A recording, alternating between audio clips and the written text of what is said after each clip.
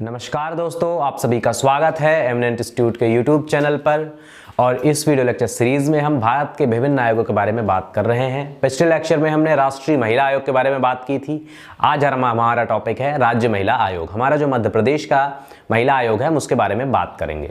तो हम उसकी संरचना को समझेंगे, उसका परिचय जानेंगे कि वो कब बनाया गया, एक सांविधिक निकाय है, कैसा निकाय है, वैधानिक निकाय है, इसमें कौन कौन से सदस्य अध्यक्ष होते हैं, नंबर्स क्या होते हैं इनके, इनको नियुक्त कौन करता है, त्यागपत्र किसको प्रदान करते हैं ये, इनको हटाया कैसे जाता है, और इनसे संबंधित जो अन्य प्रावधान और सबसे महत्वपूर्ण बात कि जो इनके कार्य होते हैं हम उनके बारे में बात करेंगे।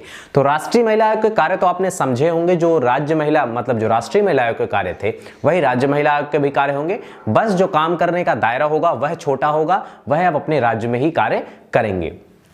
तो सबसे पहले हम परिचय में समझ लेते हैं कि यहां पर इसकी स्थापना की गई थी 23 मार्च 1998 को, और यह एक वैधानिक निकाय है। आप सीधे समझ लीजिए, क्योंकि जब राष्ट्रीय महिला आयोग ही एक वैधानिक निकाय है, एक संवैधानिक निकाय नहीं है, तो यह आयोग भी एक वैधानिक निकाय है। इसे एक कानून के द्वारा बनाया गया है जिसे मध्य प्रदेश राज्य महिला आयोग अधिनियम कहा जाता है। तो पहले उस अधिनियम के बारे में लिख लेते हैं। मध्य प्रदेश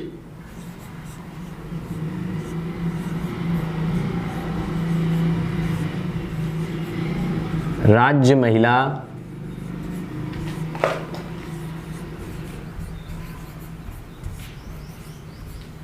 आयोग अधिनियम 1995। ये अधिनियम 1995 में बना।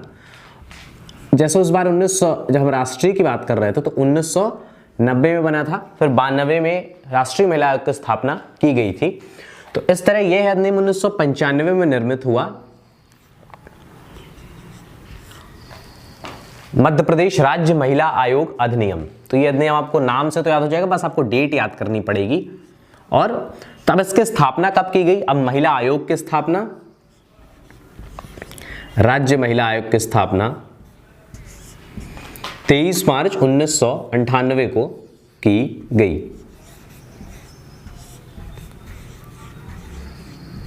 ये दोनों डेट आप जरूर नोट डाउन कर लीजिए, क्योंकि बहुत सारे आयोग हो गए हैं तो डेट सबसे ज़्यादा इंपॉर्टेंट हो जाती है। क्योंकि क्या हो जाता है कि बहुत सारा मिक्सअप हो जाएगा तो लगेगा कि कौन सी डेट किसकी है, तो आप डेट जरूर ध्यान से याद करनी है। तो 95 में इसका हुआ और 98 में इसकी स्थापना हुई 23 मार्च 1998 को। और ये मध्य प्रदेश का आयोग है, तो उसके आपने समझा ही होगा कि इसका मुख्यालय भोपाल में है, राजीव भवन में ही है, तो इसका मुख्यालय भोपाल में है। और इसकी वर्तमान में जो अध्यक्ष है, तो वर्तमान में अध्यक्ष है शोभा ओझा जी।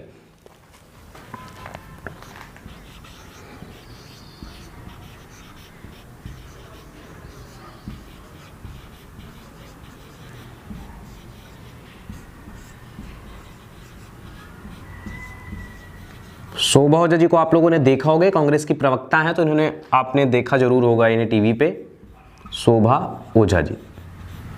तो ये इसकी वर्तमान में अध्यक्ष है। तो इस प्रकार ये परिचय, ये समझ लीजिए आप, ये भी लिख ही लीजिए कि ये एक वैधानिक आयोग है।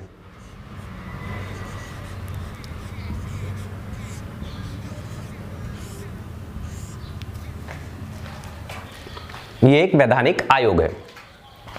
अब इसका ये समझ लेते हैं कि इसका गठन कौन करता है, तो इसकी संरचना कैसी होती है। तो इसके आप गठन के बारे में ये समझ लीजिए कि जैसे राष्ट्रीय महिला आयोग की स्थापना या फिर गठन जो है तो में राष्ट्रपति का कोई योगदान नहीं था। इसमें जो है तो इसकी स्थापना सरकार के द्वारा की जा रही थी, केंद्रीय सरकार के द्वारा। तो वैसे ही राज्य जो महिला आयोग होगा उसकी जो है तो स्थापना और उसका गठन राज्य की सरकार के द्वारा किया जाएगा। आप पहले ये समझिए रफली तौर पे कि अगर कोई सांविधिक बॉडी है, कोई संवैधानिक बॉडी है, तो ही उसका निर्माण राष्ट्रपति के द्वारा किया जाता है। उसकी जो गठन होता है, संरचना का किसके द्वारा निर्धारण किया जाता है? राष्ट्रपति के द्वारा। पर अगर कोई संवैधानिक निकाय नहीं है तो उसकी स्थापना प्रधानमंत्री के द्वारा, केंद्रीय सरकार के द्वारा, राज्य सरकार के द्वारा, वहां के मुख्यमंत्री के द्वारा ही की जाती है। तो आप ये एक रफली दिमाग में समझिए कि जब सांविधिक बॉडी होगी, एक संवैधानिक निकाय होगा, तो ही उसकी स्थापना किसी जो है तो राष्ट्रपति या राज्यपाल के द्वारा की जाएगी। और अगर वह सांविधिक बॉडी नहीं होगी, एक वैधानिक निकाय होगा या फिर कोई नॉर्मल निकाय होगा, तो उसकी स्थापना मुख्यमंत्री या फिर राज्यपाल मुख्यमंत्री, उसका मंत्रिपरिषद, और प्रधानमंत्री उसका मंत्रिपरिषद के द्वारा की जाएगी। तो हम पहले इसकी नियुक्ति कौन करता है? सबसे पहले हम संरचना देख लेते हैं इसकी। इसमें संरचना थोड़ा अंतर है पुराने वाले से। पुराने वाले में एक अध्यक्ष, मतलब राष्ट्रीय आयोग में एक अध्यक्ष एवं 5 अन्य सदस्य होते हैं, तो इसमें भी एक अध्यक्ष 5 अन्य सदस्य होते हैं, पर उसमें एक और सदस्य इंक्लूडेड रहता है। वो सदस्य एक शासकीय सदस्य होता है, मतलब एक शासकीय सेवक होता है, जो है तो एक शासकीय सदस्य के तौर पर उसे सचिव बोला जाता है कि इस राज्य महिला आयोग का सचिव। तो एक अध्यक्ष होगा,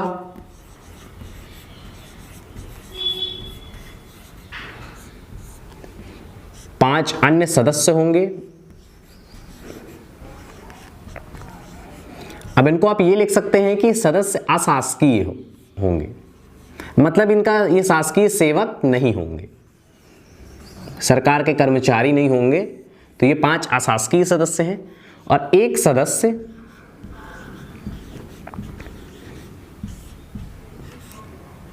ये शासकीय सदस्य होगा।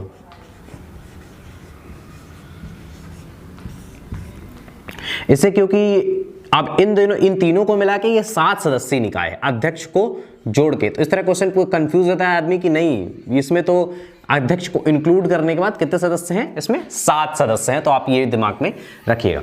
अब ये जो 5 सदस्य हैं, इनकी कुछ आहर्ताएं हैं कि ये कैसे होने चाहिए, इनमें क्या आहर्ताएं होनी चाहिए इनकी। तो इनमें से एक का अधिवक्ता होना आवश्यक है, इन 5 में एक का अधिवक्ता होना आवश्यक है। 2 का सामाजिक कार्यकर्ता होना आवश्यक है, जाने माने सामाजिक कार्यकर्ता होने चाहिए अपने क्षेत्र में।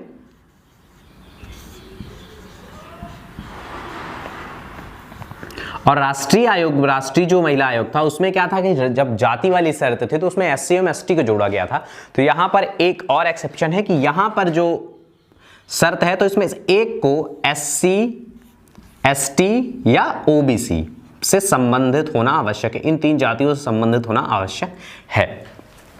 तो इस प्रकार एक अधिवक्ता, 2 सामाजिक कार्यकर्ता, एक का SC ST से संबंधित होना आवश्यक है। और वैसे भी अध्यक्ष एवं सदस्य के लिए जो आहर्ताएं हैं, तो इसमें ये महिला संगठन के बारे में किया जाना होना चाहिए, पहले आपने कभी कार्य किया हो उसका अनुभव हो, महिला सामाजिक कार्यकर्ता होना चाहिए और राजनीतिक कार्यकर्ता होना चाहिए। उसे सामाजिक रूप से हर चीज की जानकारी रखने वाला व्यक्ति, कोई विद्वान व्यक्ति अपने क्षेत्र का ही इसमें अध्यक्ष एवं सदस्य नियुक्त हो सकता है। तो ये भी इसकी शर्तें हैं कि एक अधिवक्ता, 2 सामाजिक कार्यकर्ता, मतलब स्पेसिफिक लिखा गया है, और 1 ST एवं SC OBC से संबंधित होगा। तो कुल मिलाकर इसमें 7 सदस्य होंगे, जिसमें जो है तो एक शासकीय होगा, बाकी सब अशासकीय सदस्य एवं अध्यक्ष होंगे। तो इस प्रकार इसकी संरचना को हमने समझा। अब हम ये देखते हैं कि इनकी नियुक्ति किसके द्वारा की जाती है। तो जैसे कि मैंने बताया कि एक वैधानिक आयोग है, तो आप वैधानिकता से ही समझ लीजिए कि इसकी नियुक्ति राज्य सरकार के द्वारा की जाती है। इसकी नियुक्ति में राज्यपाल का कोई रोल नहीं होता है। तो आप ये भी समझ लीजिए कि इसकी नियुक्ति केंद्र के नियंत्रण से एकदम मुक्त होती है, क्योंकि राज्यपाल इसकी नियुक्ति नहीं करता है, क्योंकि राज्यपाल जो है तो प्रतिनिधि होते हैं केंद्र के राज्य में, तो इसीलिए ये केंद्र के नियंत्रण से एकदम मुक्त होती है। राज्य अपने द्वारा इसमें जो है तो परिवर्तन कर सकता है, इसमें सदस्यों को नियुक्त कर सकता है। तो नियुक्ति इसकी राज्यपाल, मतलब राज्य सरकार के द्वारा की जाती है। अब जो व्यक्ति नियुक्त करता है उसी व्यक्ति को त्याग पत्र दिया जाता है। तो जब ये राज्य सरकार के द्वारा नियुक्त किए जाते हैं तो यह त्याग पत्र भी राज्य सरकार को ही देंगे। जब व्यक्ति को ये लगता है कि वो इस पद पे नहीं रहना है, उसको मतलब कोई भी स्वास्थ्य कारण हो सकते हैं, कैसे भी कारण हो सकते हैं, जैसे अभी प्रधानमंत्री जी के जो पर्सनल PA थे PK सिन्हा, उन्होंने भी इस्तीफा दिया हुआ, त्याग पत्र दिया है, क्यों? उनको स्वास्थ्य कारण बताया गया है। तो वैसे ही इस प्रकार के कारणों, कोई भी कारण होने पर त्याग पत्र दिया जा सकता है, जब व्यक्ति को स्वयं लगता है कि वो इस पद पे नहीं रहना चाहता है, तो त्याग पत्र दिया जाता है। और जो इसे हटाया जाएगा, हटाने की प्रक्रिया में यह भी राज्य सरकार के द्वारा ही हटाया जाएगा। अब हटाया क्यों जाएगा? तो उसमें जो कंडीशंस पुराने वाले में थी वही कंडीशंस हैं। ये दिवालिया हो जाएंगे या फिर इनको किसी न्यायालय के द्वारा दंडनीय कारावास से दंडित किया जाएगा। और अगर ये जो है तो इनके लिए एक विशेष शर्त है, सब में ये वाली शर्त है कि अगर ये 3 मीटिंग्स में, जो आयोग की 3 मीटिंग्स होंगी लगातार 3 मीटिंग्स में बिना आयोग को सूचित किए बिना पूर्व सूचना के अगर इन मीटिंग्स में अनुपस्थित रहते हैं और आयोग को सूचना भी नहीं देते हैं कि हम इसमें क्यों नहीं आ रहे हैं इस मीटिंग में, तब इनको इनके पद से पृथक किया जा सकता है। 3 मीटिंग, वो भी लगातार जो 3 मीटिंग होंगी। ऐसा नहीं कि आपने कभी एक दिन नहीं गया, फिर आप मीटिंग ज्वाइन किए, फिर आप नहीं आए तो हटा दिया जाएगा, ऐसा नहीं है। आप 3 मीटिंग में लगातार बिना पूर्व सूचना के, पूर्व सूचना नहीं प्रदान किए हुए आयोग को आप अनुपस्थित रहते हैं तो आपको आपके पद से पृथक किया जा सकता है। और अगर राज्य सरकार को यह लगता है कि ये किसी लाभ के पद पर हैं, अपने पद का दुरुपयोग कर रहे हैं या फिर कोई अनुशासनहीन कार्य किया है, तो राज्य सरकार इन्हें अपने पद से निकाल सकती है। ये राज्य सरकार के प्रसाद पर्यंत अपने पद पर कार्य करते हैं, जो अध्यक्ष में उसके सदस्य होते हैं। तो हटाया भी राज्य सरकार के द्वारा जाता है, त्यागपत्र भी ये राज्य सरकार को देते हैं और नियुक्त भी राज्य सरकार के द्वारा ये लोग किए जाते हैं। अब हम इनके कार्यों को देखते हैं। बहुत ज्यादा ब्रॉड नहीं, क्योंकि जो हमने राष्ट्रीय महिला आयोग पढ़ा हुआ है उसी के जैसे इनके भी कार्य हैं। जो राष्ट्रीय महिला कार्य करता था वही कार्य ये अपनी टेरिटरी में, मतलब अपने राज्य के क्षेत्र में, ये वही कार्य इनके द्वारा किया जाता है। तो सबसे पहले कार्यों में, अब जो राज्य से संबंधित कानून होंगे, जो नियम होंगे, जो बनाए गए हैं महिलाओं के संरक्षण के लिए, उनको जो है तो ये लोग अपने यहाँ देखते हैं और मतलब मूल्यांकन करने का कार्य इनके द्वारा किया जाता है। और राज्य की टेरिटरी के जो कानून होते हैं, ये केंद्रीय विषयों के कानूनों को नहीं देख सकते क्योंकि राज्य के द्वारा बनाई गई बॉडी है, तो राज्य के कानूनों को मूल्यांकन करते हैं। तो सबसे पहला काम इनका मूल्यांकन करना है।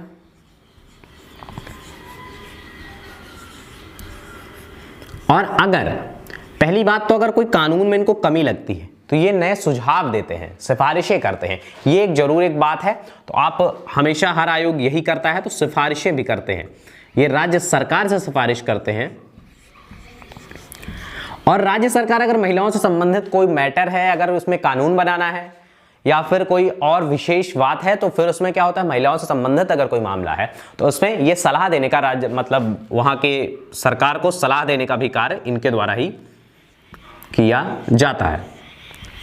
अगर किसी महिला के अधिकारों का हनन हुआ है तो उसके रक्षण करने के लिए मतलब गवर्नमेंट को प्रेरित करती है, या फिर विभिन्न प्रकार के लॉज बनाने के लिए ऐसे भी कुछ नियम बनाने चाहिए, तो रक्षण करने का भी कार्य इनके द्वारा किया जाता है। और अगर कोई जांच के लिए मतलब शिकायत की गई है तो ये शिकायतों की जांच भी की जाती है, क्योंकि हमने पहले ही पढ़ा हुआ है कि जो आयोग होंगे सभी आयोगों के पास सिविल न्यायालय की पावर होगी, ये शिकायत की जांच भी करते हैं।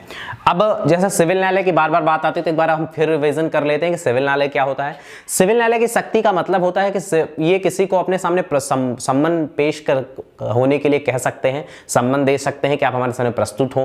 किसी विशेष विभाग से कोई विशेष जानकारी मांग सकते हैं, जैसे न्यायालय के पास पावर होती है। और ये बस दंड, मतलब किसी को सजा नहीं सुना सकते हैं, बाकी पूरी जांच करने की इनके पास पावर होती है। किसी विशेष विभाग से कोई विशेष जानकारी प्राप्त कर सकते हैं, किसी अमुक व्यक्ति को जो इस मामले से संबंधित होता है अपने सामने प्रस्तुत होने के लिए कह सकते हैं। तो इसी तरह इनको भी सिविल न्यायालय की पावर होती है और ये शिकायतों की जांच करते हैं जो इनके सम्मुख प्रस्तुत की जाती है, सिफारिशें करते हैं, सलाह देते हैं। और इनका जो प्रतिवेदन होता है ये वार्षिक होता है या फिर जो भी टेन्योर हो, इनके प्रतिवेदन ये प्रदान करते हैं हर वर्ष। जो इन्होंने कार्य किया, जो इन्होंने रिसर्च की रिपोर्ट देते हैं ये अपनी, तो ये प्रतिवर्ष प्रतिवेदन देते हैं। वहाँ की जो संबंधित राज्य की राज्य सरकार होती है उसे प्रतिवर्ष ये प्रतिवेदन प्रोवाइड करते हैं। अब राज्य सरकार जो होती है तो जो इनकी सलाह सिफारिशें होती हैं, क्योंकि एक वैधानिक आयोग है, कानून के द्वारा बनाया गया है और सीधे नियुक्त भी इन्हीं के द्वारा किए जाते हैं, तो जो मतलब सलाह एवं शर्तें होती हैं इनके लिए बाध्यकारी नहीं होती हैं। इससे जो है तो राज्य सरकार एक्सेप्ट भी कर सकती है और कैंसिल भी कर सकती है। ये राज्य सरकार के विवेक पर निर्भर करता है। तो इस प्रकार आप ये समझिए कि जो सारे कार्य राष्ट्रीय महिला आयोग के द्वारा किए जा रहे थे अपने देश के लिए केंद्र सरकार के अधीन रहकर, वही राज्य महिला आयोग के द्वारा किए जाते हैं, यहां पर राज्य सरकार के अधीन रहकर किए जाते हैं। तो इस प्रकार प्रतिवेदन राज्य सरकार को भी ये लोग प्रोवाइड करते हैं। अब इससे संबंधित अन्य प्रावधानों में बहुत सारी चीजें हैं नहीं, क्योंकि हमने देखा हुआ है पहले कि इनके मतलब इनकी स्थापना एक कानून के द्वारा की गई, वैधानिक आयोग है, तो बस वही चीजें हैं। तो इस प्रकार हमने इसके कार्यों को भी समझा और जाना। कार्य सिमिलर हैं, जैसे राष्ट्रीय महिला आयोग के थे वैसे ही हैं, बस एक नया अधिनियम बना के यहां पर हमें स्टेट में एक बॉडी फॉर्म की गई है हमारी राज्य सरकार के द्वारा, जो एक पृथक कार्य करती है, जो थोड़ा बर्डन कम होता है राष्ट्रीय महिला आयोग का, क्योंकि उसका टेरिटरी, उसका क्षेत्र ज्यादा होता है, तो इसलिए प्रत्येक क्षेत्र में एक छोटी इकाई मतलब एक राज्य महिला आयोग का निर्माण कर दिया गया है, जो करीब करीब सारे हमारे जो स्टेट है उनमें ये बॉडी काम कर रही है। तो आज का लेक्चर हम यहीं पे समाप्त करते हैं। आगे आने वाले लेक्चर में भी जो भिन्न भिन्न आयोग, छोटे आयोग बचे हुए हैं, सूचना आयोग वगैरह, वहां पर हम बात करेंगे। हमारा वीडियो आपको कैसा लग रहा है प्लीज कमेंट करके बताइए। हमारे चैनल को सब्सक्राइब करिए, बेल आइकॉन प्रेस कीजिए। धन्यवाद।